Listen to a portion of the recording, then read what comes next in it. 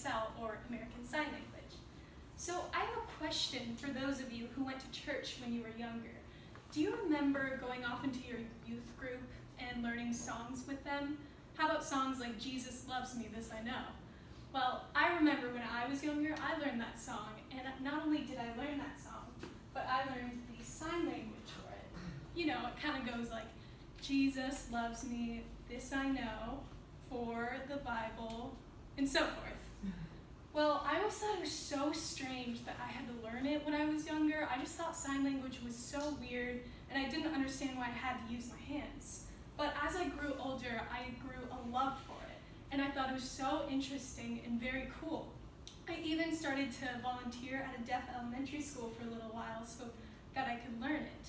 Now, I don't know it 100%, but today, when I figured out that we had to do a curious speech, I thought it was the perfect opportunity for me to dive more into it.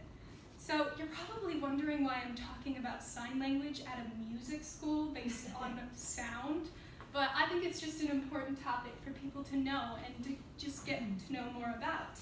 So, at the end of my speech, the audience will be able to identify the history of ASL, the impact it has on pop culture, and why it is a good skill to have. So to understand American Sign Language, one must understand the history behind it. So American Sign Language comes from the Native Americans back in the 1880s through 1920s.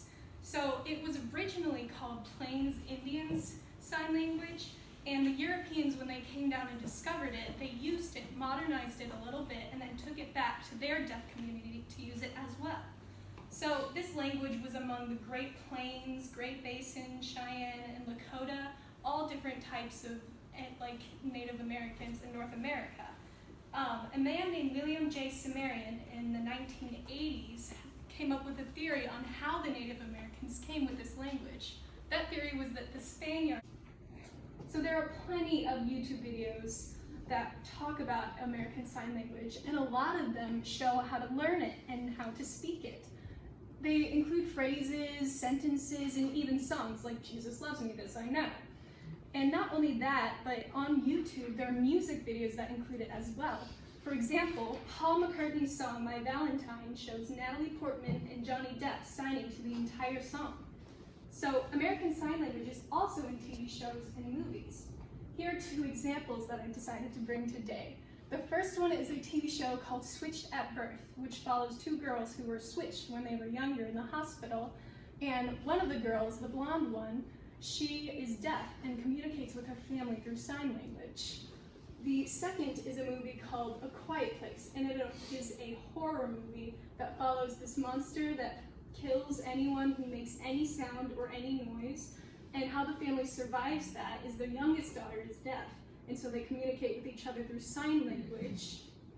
Other movies include Shape of Water and Rise of the Planet of the Apes, and etc. So, after taking a look at how ASL affects pop culture, we can look at how it affects people in general as well.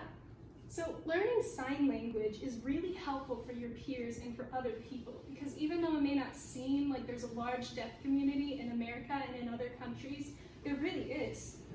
So according to the Centers for Disease Control and Prevention, 2 to 3 out of every 1,000 children in the US are born with hearing loss. Onto more of an adult area is about 2% of adults aged 45 to 54 have disabling hearing loss. And this rate just keeps getting higher and higher with age. 50% for 75 and older adults have hearing loss or disabling hearing loss. That's a lot. This is according to the National Health and Nutrition Examination Study. Also, sign language helps you better with your motor skills, because not only do you have to think in a different language, you also have to use your hands as well. So, also, it doesn't hurt to be a little bilingual.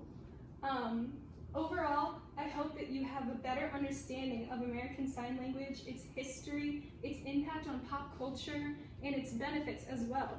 So even though you attend a school that is all about music and sound, I hope you have a better grip on the opposite side of the spectrum. Because with music comes silence, and with silence comes a community. Thank you.